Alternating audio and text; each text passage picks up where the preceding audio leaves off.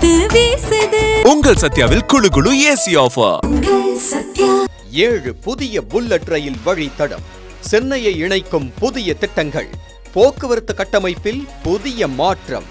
இந்தியாவின் முதல் புல்லட் ரயில் திட்டமான மும்பை அகமதாபாத் அதிவேக ரயில் பாதை பணிகள் தீவிரமாக நடைபெற்று வரும் நிலையில் நாடு முழுவதிலும் மேலும் 7 புதிய புல்லட் ரயில் வழித்தடங்களை உருவாக்க மத்திய அரசு திட்டமிட்டுள்ளது.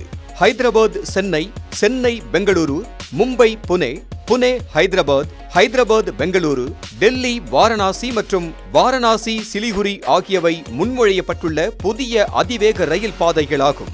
இந்த வழித்தடங்கள் நாட்டின் முக்கிய தொழில், தகவல் தொழில்நுட்பம், வர்த்தகம் மற்றும் மக்கள் தொகை அதிகம் கொண்ட நகரங்களை இணைக்கும் வகையில் வடிவமைக்கப்பட்டுள்ளன. குறிப்பாக சென்னை பெங்களூரு மற்றும் ஹைதராபாத் பெங்களூரு வழித்தடங்கள் தகவல் தொழில்நுட்பத்துறையின் முக்கிய மையங்களை இணைப்பதால் அதிக முக்கியத்துவம் பெறுகின்றன.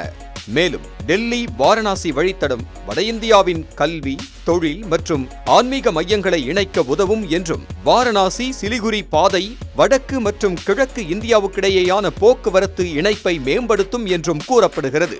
தற்போது இந்த 7 திட்டங்களுக்கான இறுதிக்கால அட்டவணை எதுவும் அறிவிக்கப்படவில்லை. சாத்தியக்கூறு ஆய்வு, நிலம் கையகப்படுத்துதல், நிதி ஒதுக்கீடு மற்றும் பல்வேறு நிர்வாக அனுமதிகள் கிடைத்த பிறகே கட்டுமான பணிகள் தொடங்கப்படும் என தெரிவிக்கப்பட்டுள்ளது. இதற்கிடையில் ஜப்பானின் ஷின்கன்சன் தொழில்நுட்பத்தில் உருவாகி வரும் 508 கிலோமீட்டர் நீளமுடைய மும்பை அகமதாபாத் புல்லட் ரயில் திட்டத்தின் சூரத் பிலிமோரா பகுதி 2027 ஆகஸ்ட் மாதத்தில் பயன்பாட்டிற்கு வர உள்ளதாக ரயில்வே அமைச்சர் அஸ்வினி வைஷ்ணவ் தெரிவித்துள்ளார். இந்த புதிய புல்லட் ரயில் வலையமைப்பு நகரங்களுக்கு இடையிலான பயண நேரத்தை வெகுவாக குறைப்பதுடன் பொருளாதார வளர்ச்சி மற்றும் வேலைவாய்ப்புகளை ஊக்குவிக்கும் என்றும் எதிர்பார்க்கப்படுகிறது.